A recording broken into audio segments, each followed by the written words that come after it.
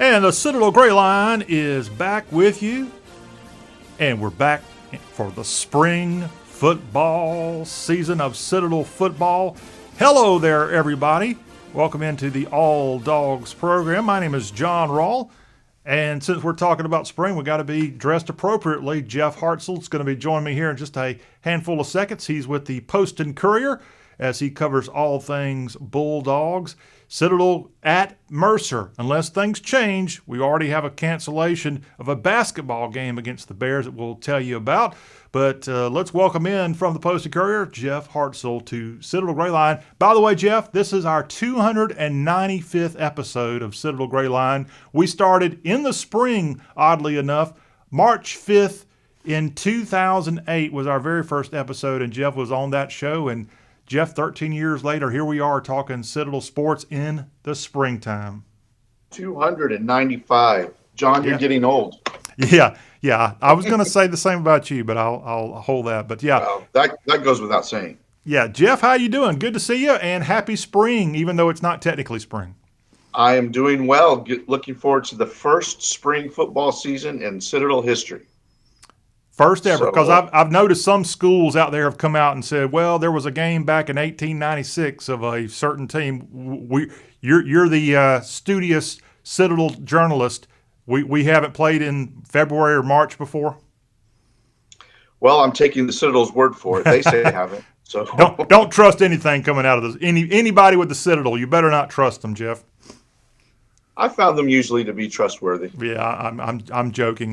But yeah, we're here to talk about the Bulldogs and more. And let me tell you that Citadel Gray Line is presented to you, and we'll be on the air, by the way, over the course of the next couple of months. We'll be here each week with a dose of Citadel sports. We're brought to you by IPS Packaging and Big Red Palmetto.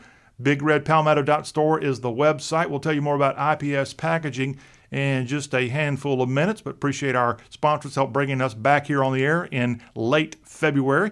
And let me tell you about BigRedPalmetto.store. I talked to Richard Blanton, the CEO of that website, and he's going to be shipping me an exciting addition to the store, a Citadel backpack, and I'm going to be, or duffel bag rather, is what I think I'm getting. I think they might have a backpack of some type, but I'm getting a duffel bag sent my way with Spike logo on there and all kinds of goodies there, hundreds of items. Here is a really cool big red mouse pad with the Citadel tartan background that you can get at BigRedPalmetto.store. That's just one, again, of the many, many items that BigRedPalmetto.store. And we showcased a lot of those back in the fall when we were on for 6 weeks. And now we're going to be on with you throughout the rest of this spring football season, talking about all of our great sponsors and all of you. If you have a question or if you have a comment about Citadel sports that you want to have the czar of all things Citadel answer, Jeff Hartsell,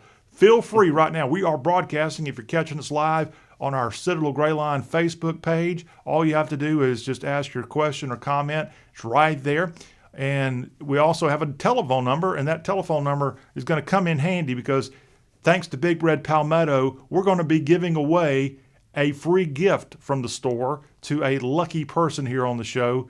And the number you'll have to call in for that is the same for our text line if you have a question or comment. That number is 843-779-8496. That's the digits to call for a question or comment if you want to text, or if you want Jeff Hartsell to answer what you got on your mind. You've been holding it off for all these couple of months, all right there. And then we'll have that BigRedPalmetto.store trivia question coming up. We got a lot to cover. We're going to cover football. We're going to cover basketball, baseball. We'll get into some of the women's sports. They're doing things in the women's arena that we haven't ever seen in the 20 years of Citadel women's athletics. We'll have all that other stuff, a 2021 schedule. Jeff Hartsell, we're actually even going to hear audio from 2 new signees to the Citadel's football recruiting class. Oh, yeah, that happened also over the last couple of months, recruiting and signing day and so much more. So it's going to be an action-packed show, and we thank you all for being on with us here on the Gray Line, as we'll be right here to cover it all. John Rawl and Jeff Hartsell. So, Jeff, let's not hold back. I've been running my mouth too much. What's on first from you, sir?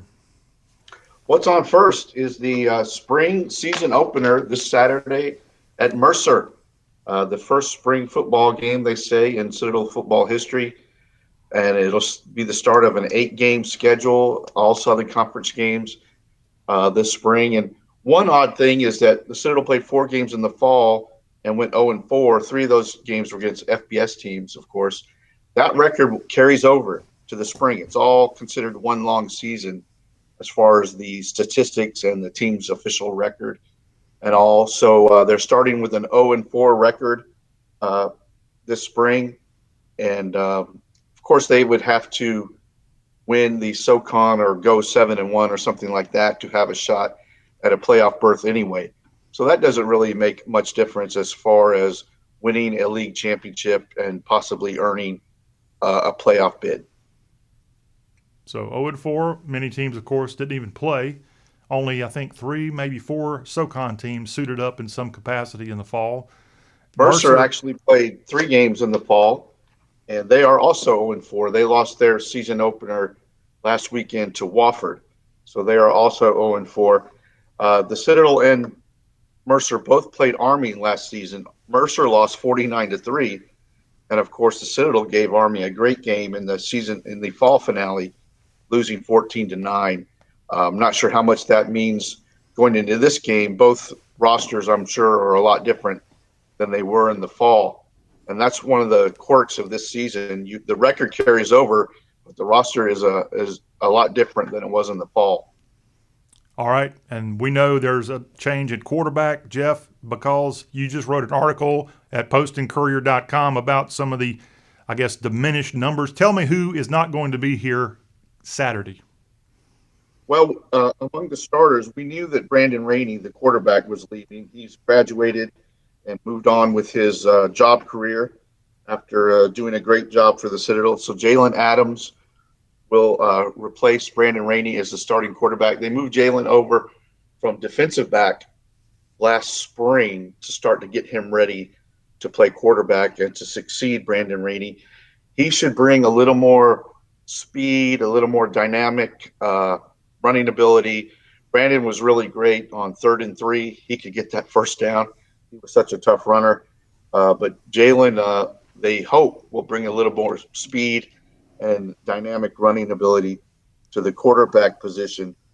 So the other starters from last fall that are not back include Prince Howard Whitaker at tackle.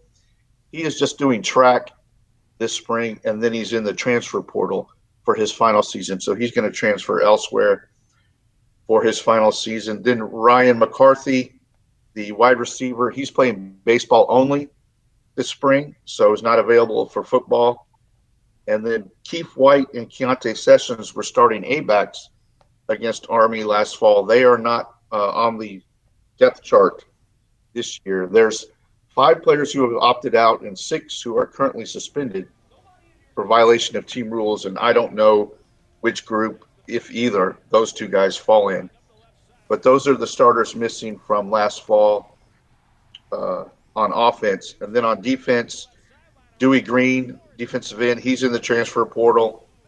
Chris Beverly is not on the two deep. He's still on the roster, though. And then Sean Thomas Faulkner, the fine, strong safety, he's graduated and moved on with his life as well. So are definitely some missing players from last season.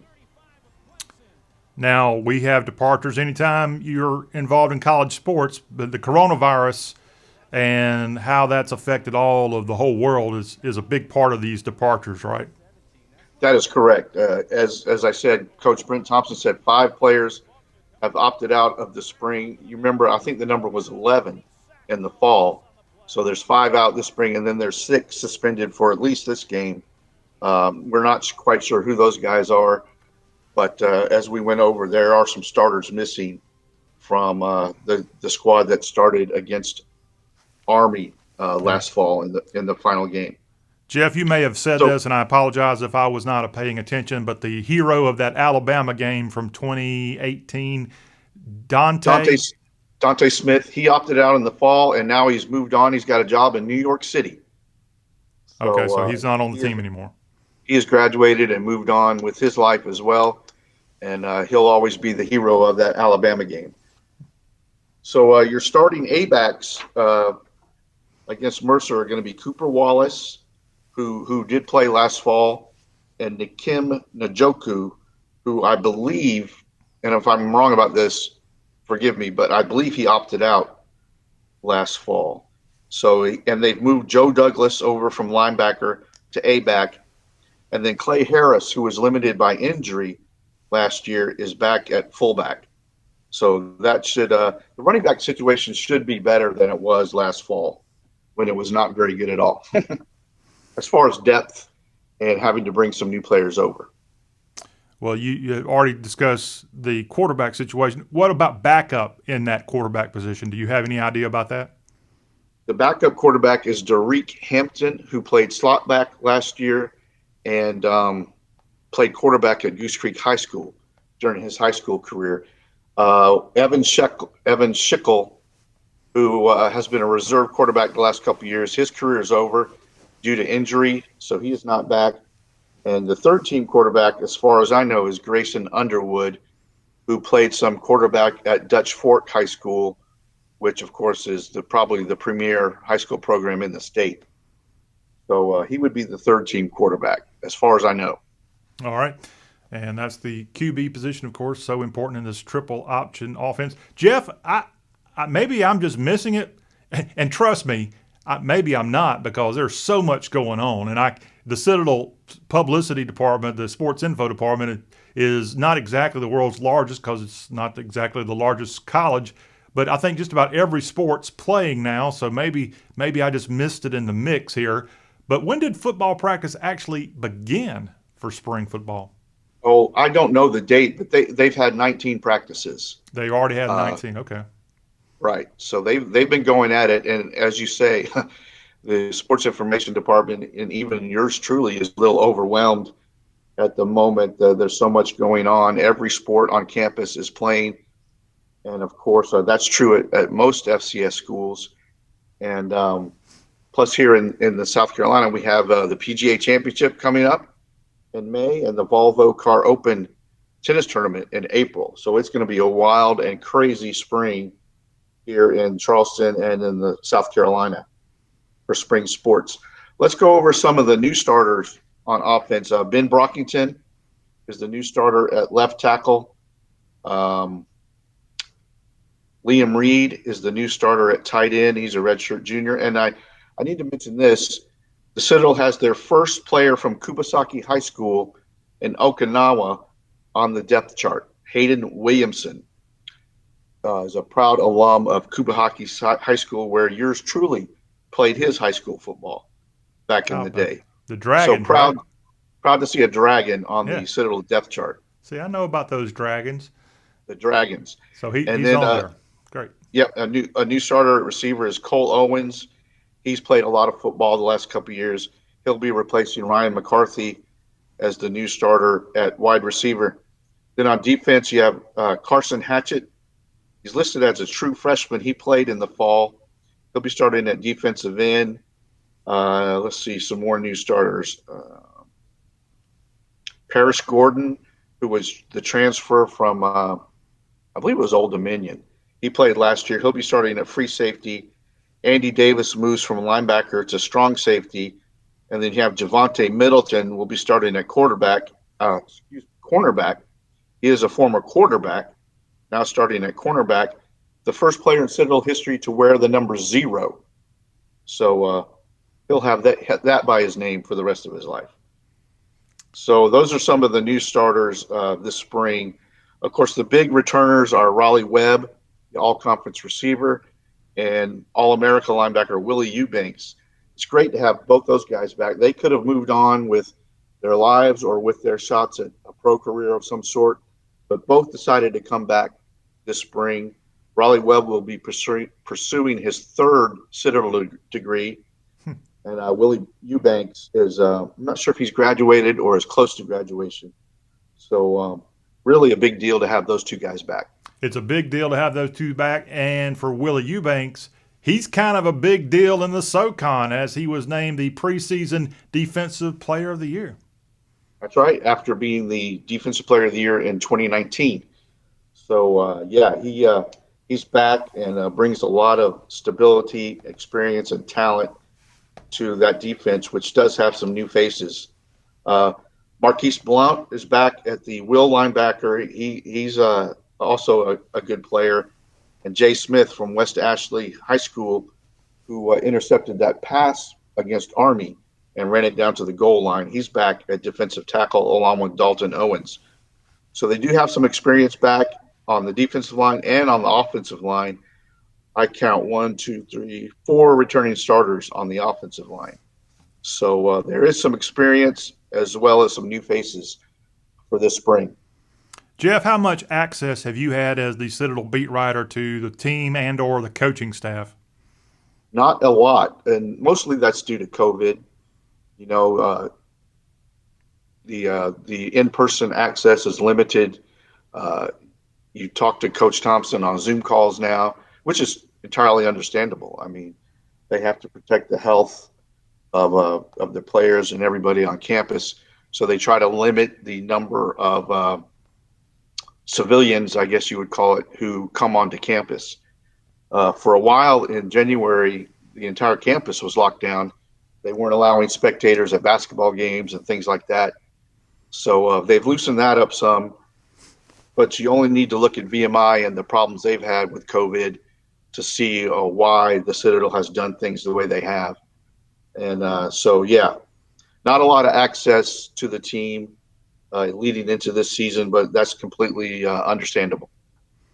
And we're going to go ahead and just say it here because this could have, just putting it out there, an impact on Saturday's scheduled game, a 3:30 kick from Five Star Stadium in Macon, Georgia against the Mercer Bears. Citadel basketball at Mercer has been canceled because of a COVID outbreak. Is that, no? No, okay, no.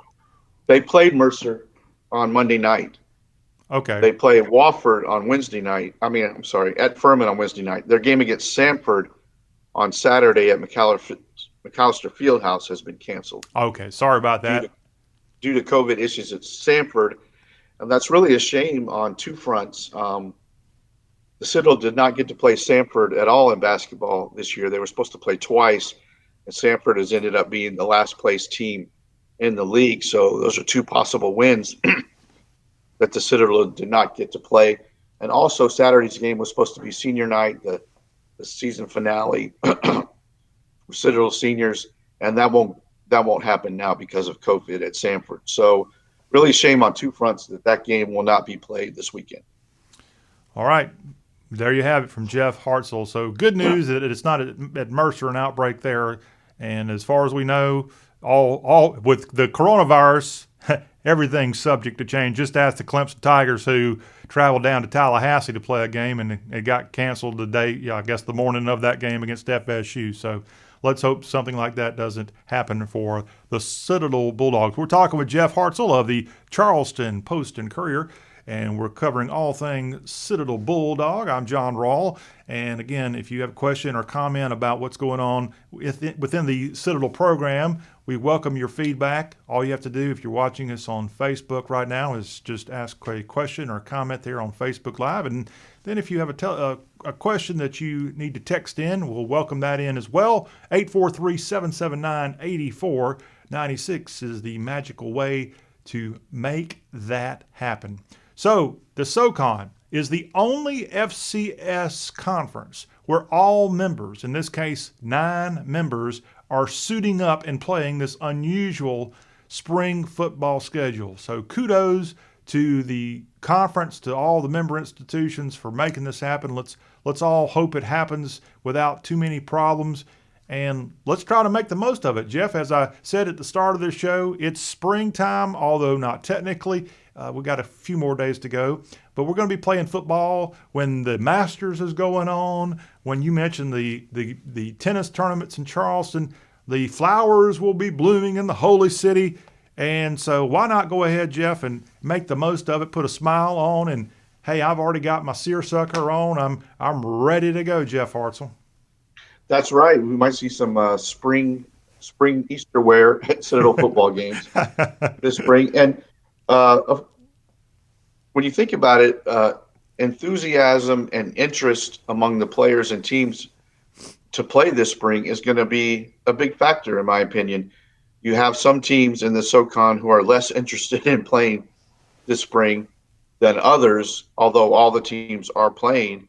One game has already been canceled. That was Chattanooga's season opener against VMI. That was due to some COVID issues at Chattanooga. And some teams are further along in their practice and preparation than others. Some teams are further behind in conditioning than others. Some teams, as I said, are more interested and enthusiastic about playing than others, according to what I've read. So Citadel players insist that they're enthusiastic and interested in playing this spring. And you'd have to think if you love football, the more games, the better. There is a concern about playing 8 games in the spring and 11 or more if you made the playoffs in the fall. But I don't think, they usually have 15 practices in the spring. I don't think it's that much difference playing the 8 games. I could be wrong. We'll see how it works out. But I think Citadel, from what I can tell, I think the guys are enthusiastic and interested in playing for a championship this spring. There's going to be a trophy given to somebody at the end of this spring. So that's something to play for. And, Jeff, in terms of fans who want to come see the Bulldogs, what do we know about the game at Mercer this week? And then I want to ask you about that opener coming up next Saturday against the Chattanooga Mocs for fans. What can you tell us about this weekend and next week? Well, I don't have a number of at Mercer what capacity will be, but I do know they're selling individual game tickets. So if you're interested in going, you can go online at Mercer Athletics and buy a ticket to the game. As far as the home games at the Citadel, it'll be limited to 3,000 fans. That's about 27% capacity at Johnson Hagan Stadium.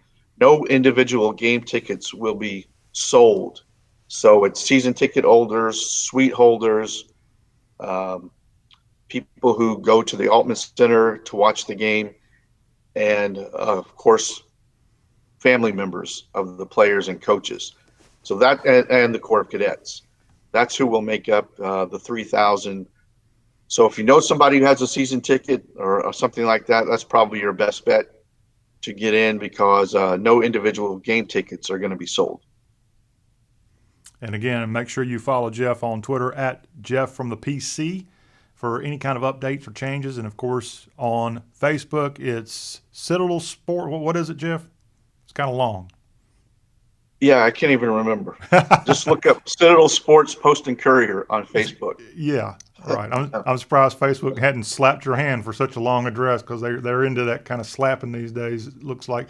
All right, so we got a game this week, a game next week, and then again a full 8-game SoCon schedule if things work out for the Bulldogs here, getting ready for this unusual spring season. Jeff, it was a few years ago the Citadel opened up a season with a game at Five Star Stadium against those Mercer Bears, and a player for the Bulldogs, I think on the second play from scrimmage, ran all the way. Don't say his name, Jeff, because the reason I bring this up is because it's part of our Big Red Palmetto.store trivia question this week, as the Citadel had a very good season a few years ago, won a conference title. But am I right that said player scored on the second play from scrimmage? I don't remember who that was, so I would fail badly at this trivia question. I do remember that Dominique Allen was suspended for that game, and Jordan Black made his first start as a freshman and led the team to victory, if we're talking about the same game. We're talking about that game that was an opener. It was on TV, actually, on Fox Sports. Yeah, this was the opener. And to mentioning Dominique Allen, he's now an offensive quality control coach at the Citadel. I did not know that. Good to see Dominique on the coaching staff, former Citadel quarterback. Yes, number 19. Well, that player that I mentioned, this might jar a memory, Jeff. Tyler Renew on that second play of the 2016 season. Coming back to me now. Yes. Yeah. I mean, what a way to start the season. I don't know why he didn't do it on the first play from scrimmage, but yeah, I think it was like a 85-yard touchdown run, and ended up being, if you look at the numbers, the best season the Citadel's ever had. From a win standpoint, they didn't lose a single game until they played at UNC. Yep. So my trivia question for all y'all, and if you want to take a stab at this, of course, you got to have players helping you out when you run for those 80-yard touchdowns to start a season like Tyler Renew did, which, by the way, speaking of news, Dominique, you said there on the staff of the Citadel, Tyler Renew, if you follow him, a newlywed. So congratulations to Tyler, as I think he's living around Lexington. Great place, by the way. Lexington, South Carolina, that is. So who helped plow the way for Tyler Renew in that 16 season, and who helped plow the way for great players in that 2015 season? Offensive lineman, number 57, who's having a birthday today, here on this 24th day of February. If you know who that player was, oh, and by the way, they happen to be right here in this host chair for a couple of years. First correct response gets a $25 gift certificate to BigRedPalmetto.store. Send me that, 843-779-8496, and we'll get you a $25 gift certificate to the first person that could give us the winner of the whoever this birthday boy is. How about that, Jeff? Yeah, a big red-headed guy, as I recall. Could be. I don't know. You can't tell with those helmets on, but definitely a poster child, because you'll remember that player had his likeness outside of Johnson-Egan Stadium on the billboard there for a while. I know because I took a picture of he and his whole family posing in front of it one time. So we're happy for him, and happy birthday there, player of Citadel yesteryear. So that's going on there. Jeff, I want to talk about recruiting. That's something that happened since we've been off the air in the fall. But before we get to that, is there anything else with this current roster that you need to get off your chest? I don't think so. I think we've covered most of the changes and the key returners. One thing I wanted to mention was the Citadel released its schedule for fall 2021. Okay. And they're going to open at Coastal Carolina, which is, of course, is coached by former Charleston Southern coach Jamie Chadwell, who is notorious among Citadel fans for his use of certain household cleaning implements. And then they're going to play a home and home with South Carolina State, which I'm really glad to see and is long overdue. Citadel will go to Orangeburg this year, and then the South Carolina State Bulldogs will come down to play at Johnson-Hagan Stadium in 2022. This will be the Citadel's first trip to Orangeburg, to Oliver C. Dawson Bulldog Stadium, to play South Carolina State, and hopefully these two can arrange a home and home every few years and make this a regular thing. There's no reason not to. It's a money saver for both programs. It's a natural rivalry, and I think it'll be great for both teams and both schools. And while we talk about the Bulldogs versus Bulldogs matchup, Jeff Hartsell, this is a bonus trivia just for you. Can you tell me where SC State and the Citadel first played, and this has been in modern times, so it's not like back in 1899. Where they played their first matchup? I can. Do you want me to do it? Yeah, go for it. Williams-Brice Stadium in 1989, is that correct? It was like 5 days after Hurricane Hugo. Yes, you're right. That is correct. And the game got moved to Williams-Brice. It was supposed to be played in Charleston. In fact, I think the Citadel might have even supposed to play SC State in Orangeburg way back then. That didn't happen. Then they scheduled this low country matchup type thing, and I think SC State backed out of it at some point. Does that sound familiar? Well, something like that. They had what they called the Low Country Bulldog Classic for a couple years in the early 2000s, and one of those games was supposed to be played in Orangeburg, but for whatever reason, the story I read, I looked it up on the archive, said the dates did not work out, but for whatever reason, they could not play it in Orangeburg, so they played it back at Johnson-Hagan Stadium. So, yeah, the Citadel has not yet to play in Orangeburg against South Carolina State. Now, I think they've played some games in Orangeburg. Oh, yeah, back in the day. Yeah. At the Orangeburg County Fairgrounds. Okay, there you go. Home of the world champion raccoon hunt. Nice. And SC State has just put down some new turf So that'll be nice for the game. And SC State, the MEAC has had real trouble with the COVID. They've had a lot of schools opt out this spring. So SC State is scrambling to put together a schedule for this spring. I don't think they have an official one yet. So we'll have to wait and see what kind of football SC State will be able to play this spring. Yeah, MEAC has seen the departure of FAMU, Florida A&M, as well as Bethune-Cookman, and that conference is on life support. I'm not sure if they're going to be able to make it. It is. A lot of people think South Carolina State would be a good fit in the Big South, and I tend to agree. So maybe that'll happen one day. We've seen Hampton move from the MEAC to the Big South, as well as the dynasty of the MEAC, North Carolina A&T, is moving to the Big South. So yeah, a lot of changes in college sports.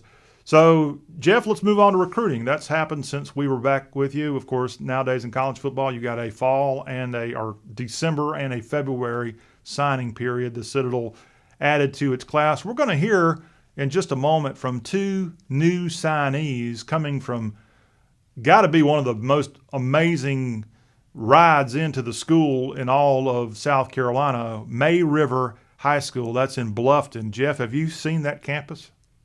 I have not. Yeah. What the May River nice? right there in Bluffton, the road, I think it's May River Road, is just complete true low country. Bluffton, one of my favorite cities in all of America, frankly. But yeah, May River is a fairly new school that's opened up down there. I think they've had so many people move in, and I'm not helping out things by bragging about how wonderful it is.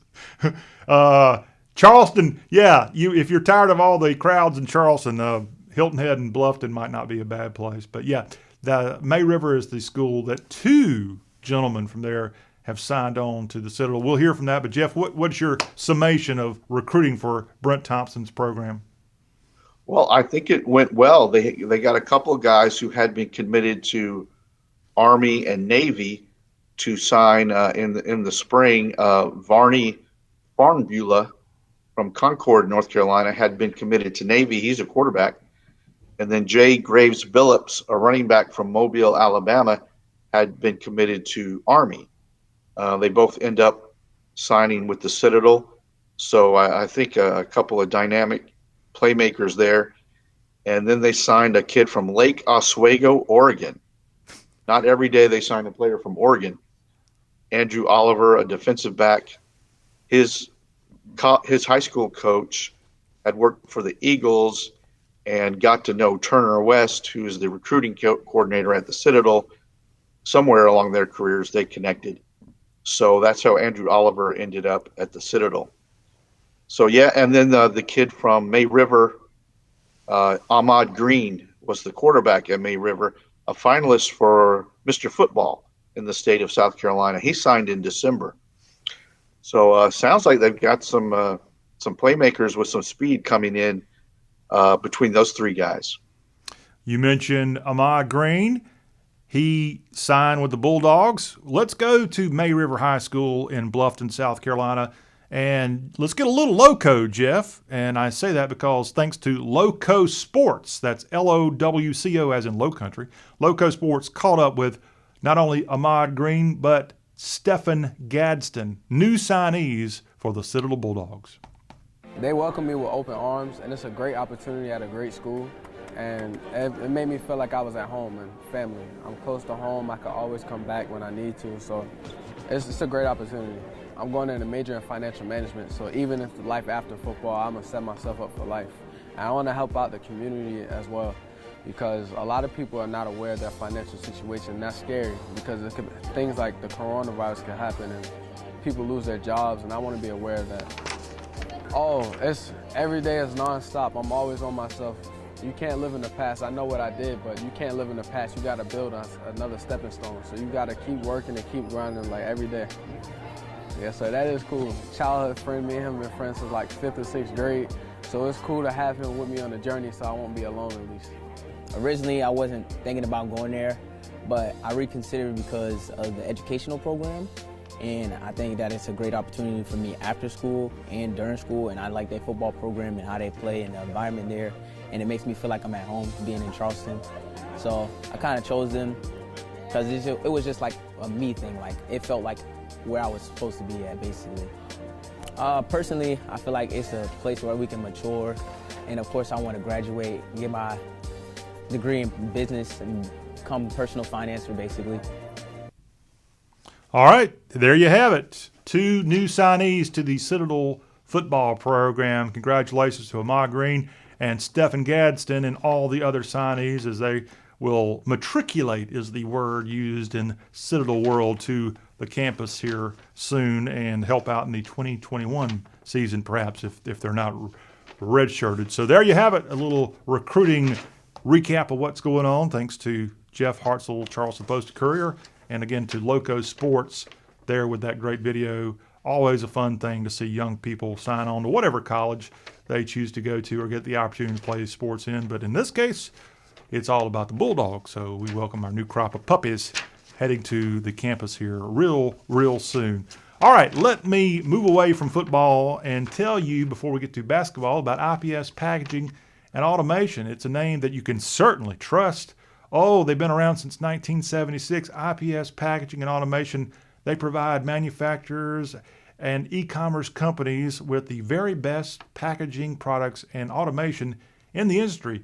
IPS offers a complete line of packaging products like stretch films, 3M tapes, corrugated boxes.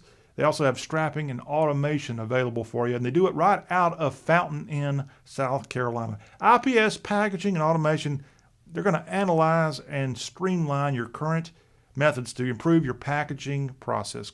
It's real simple. Call Derek Murdoch, class of 97, I think.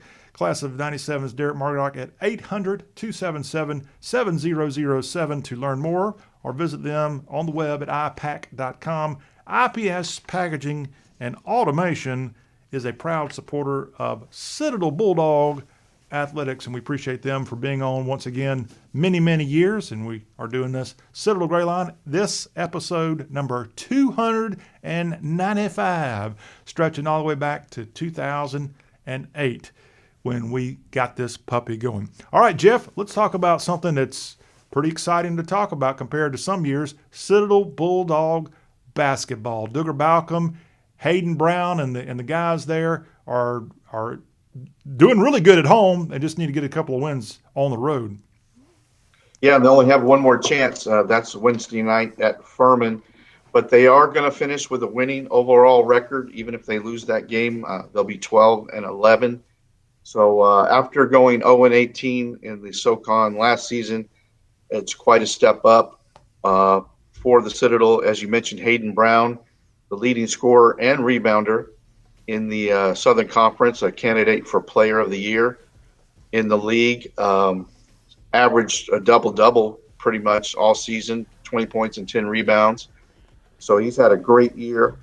Caden Rice has been one of the top three-point shooters in the country. He's hit a little slump lately from outside, but still scored 20 in that exciting win over VMI last weekend. So, yeah, it's been a big step up from what they went through last year when they had so many injuries and suffered through an 0-18 campaign in the SoCon. The Citadel faces a decision now with Coach Balcom. This is the last year of his 6-year contract to start his career at the Citadel. So it's decision time. Do they stick with Duggar Balcom, or do they move on to someone else? I kind of think, in my own opinion, they showed a lot of improvement this year. They can return everybody next year, even Hayden Brown and Caden Rice, due to the COVID eligibility rule. Now it's up to them, of course, if they want to come back. They've already earned their degrees, so they could return everybody. And it's tough to judge a coach on a COVID season. South Carolina is facing the same thing with Frank Martin this year. How do you judge a coach during a COVID year?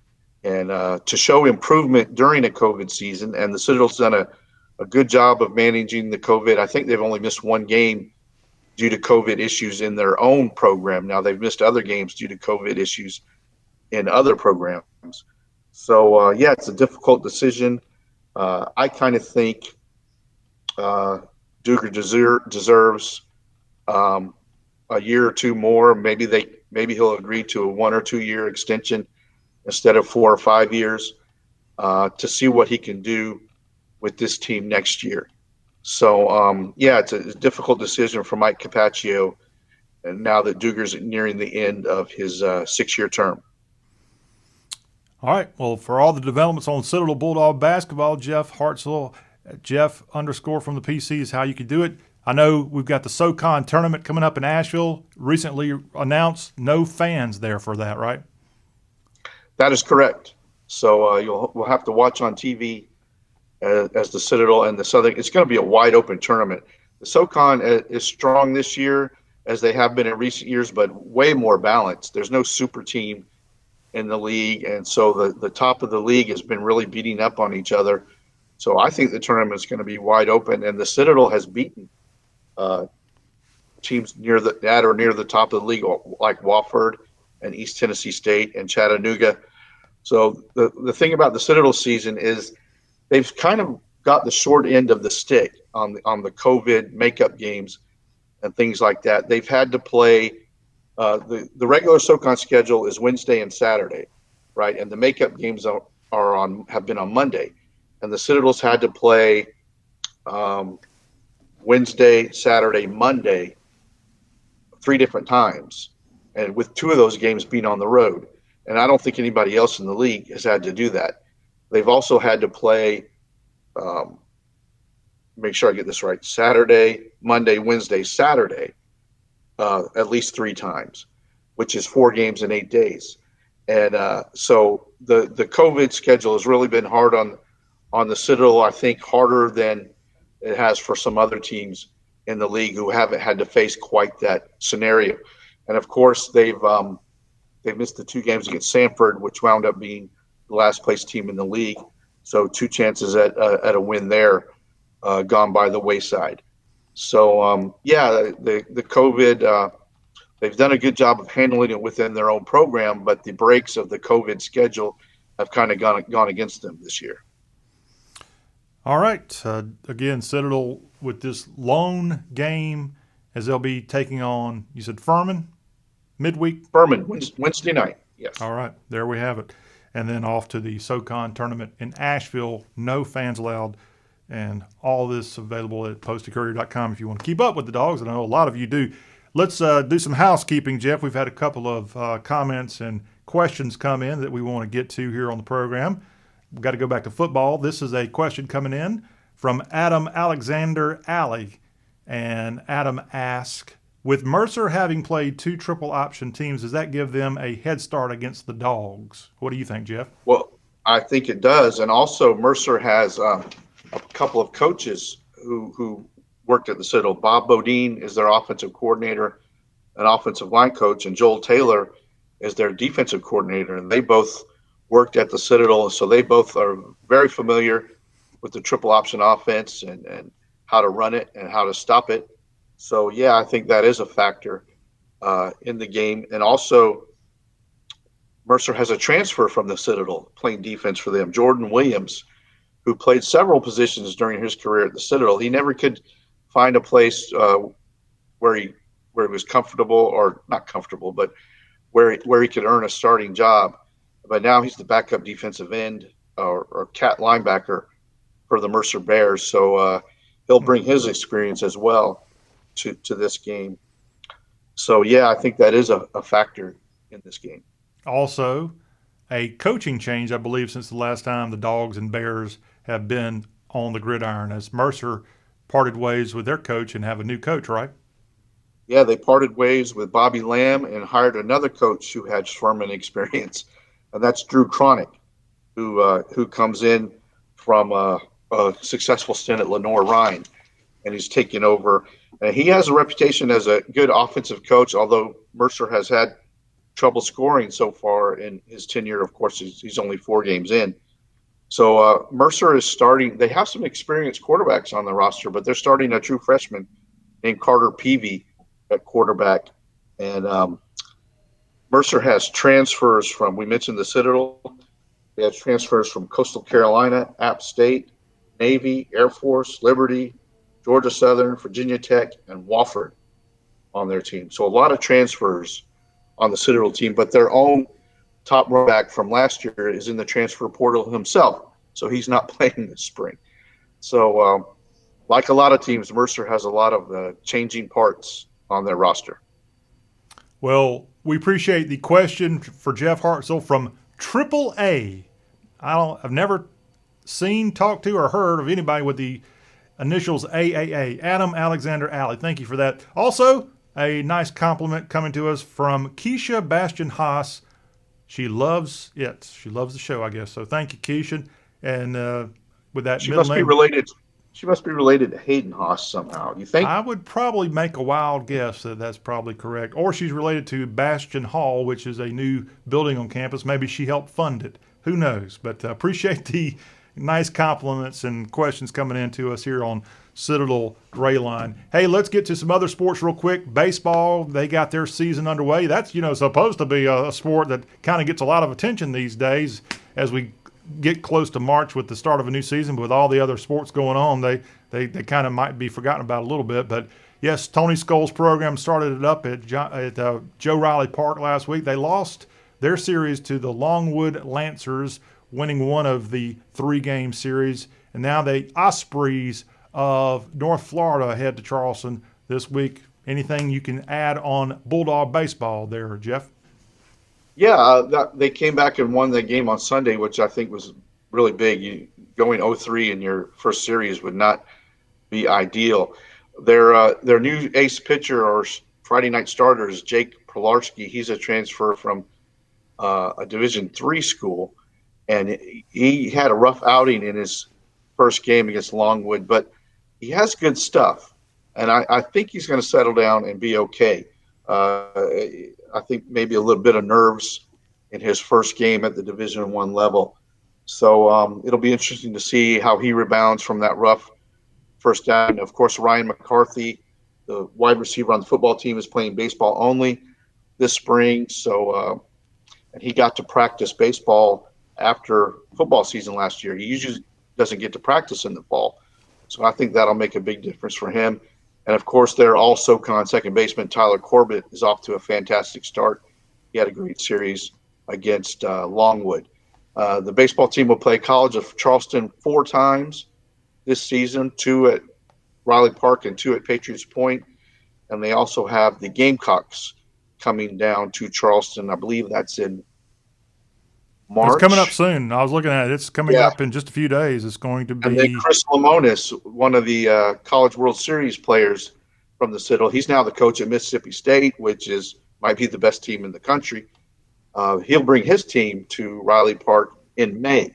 So that'll be a big game. Of course, they had Dan McDonnell and Louisville in a year or two ago, and now they're going to have Chris Lamonis and Mississippi State come to Riley Park, kind of a College World Series reunion for Chris Lamonis and Tony Skoll. March 10th, by the way, the day the Gamecocks are scheduled to come to Joe Riley Park pretty early in the season for that visit from USC. But, hey, we'll take it. But baseball underway. We wish them, the Diamond Dogs, all the best. All right, Jeff, how about these women's teams at the Citadel? Volleyball, soccer, they're doing great. Holy cow, yeah, they're doing things that they've never done before, and it's great to see. It's been a long haul to build up women's sports at the Citadel, of course. And the soccer team won 6 in a row before losing a game. Was it North Florida? I think it was North Florida they lost to. And then the volleyball team had been 0-31 against the College of Charleston and only won 3 sets in those 31 matches. I believe that's correct. And they finally beat the Cougars a couple of weeks ago at McAllister Fieldhouse, and what a big win for Citadel volleyball, because College of Charleston has had a very good women's volleyball program over the years, and to break that 0-31 streak against your crosstown rivals, a big moment for Citadel volleyball, and they've been very competitive in the SoCon. So we'll see if and the soccer team is getting ready to start their conference schedule as well. So we'll see if these women can make an impact in the SoCon, but they've definitely come a long way. All right. And CitadelSports.com, you can get a lot of stuff there on the schedules and stuff. And I remember when I saw that they beat the other day they beat Jacksonville. The Dolphins came up to play the Citadel in women's soccer, and the Bulldogs won that game 1-0. 1-0, isn't that the word they use in soccer? 1-0. Yeah, they won on that the pitch. Yeah, they're on the pitch of Wilson Field, although it's called Wilson Field and Track. They'll have to rename that. But a big win, and it's always impressive to see the Citadel, a military school, beat a team in Jacksonville. And I'm sure they got some really good soccer ladies there in Duval County. But, yeah, that's what's going on with women's sports. Jeff, anything else sports-wise we need to get from you before we get out of here? Wow, I don't think so. We've covered a lot of ground today, and there's a lot of ground to cover this spring. As you mentioned, every sport that the Citadel has will be playing this spring. So it's going to be tough for John Brush and his Citadel sports information staff to keep track of everything. Busy times. It will be right here to carry it again through these 8 weeks of Citadel Bulldog football. At least we'll be on there. Want to remind you that we have the trivia question up, and it's our Knob Knowledge. And that trivia question, if you want to text it, we'll be manning the phones even when we get off the air here. If you know the answer to this, text it there to 843-779-8496. And that trivia question is, what Citadel offensive lineman who's having a birthday as we speak on this day in February the 24th, who is a former Citadel Gray Line host? Who is that guy? And he was part of that 2015 and 2016 run of Citadel success, back-to-back SoCon champions. Oh, help us out. Tell us who that fella is. And if you are the first person to tell us who that player is, we'll send you a $25 gift certificate courtesy of BigRedPalmetto.store. Text the answer, 843-779-8496. That's all you got to do, and you'll be all set right here on the Citadel Gray Line to get your closet full of all kind of Citadel goodies. And trust me, I've got a few of the items that I wear pretty regularly. They're really great stuff from Richard and everybody at Big Red Palmetto. So thank you for being back on with us here. Jeff, we've had an action-packed show here, getting ready for the start of Citadel football in the spring. That's right, and they'll be on ESPN Plus at 3:30 p.m. on Saturday at Five Star Stadium in Macon, Georgia. So I'll be interested to see what Citadel football in the spring actually looks like. Should be fun. It should be. We got a new turf field. I know it got played on the one time against Eastern Kentucky, but that's something that kind of a lot of people haven't seen, and I'll be pretty neat to see if the grass is going to be green on a turf field in the springtime. So all that right here on Citadel Gray Line. We'll be back with you next week to recap the Mercer game, get you ready for the Chattanooga Mocs, who are the home opener at JHS for this unusual spring schedule. Jeff, thank you very much. His website is postingcourier.com. His Twitter is Jeff_from the PC, and we'll be right back here to talk about it next week. Thank you, Jeff. Thanks, John. All right, and all y'all, thank you for being a part of Citadel Gray Line, a production of CRM Sports. Fall out.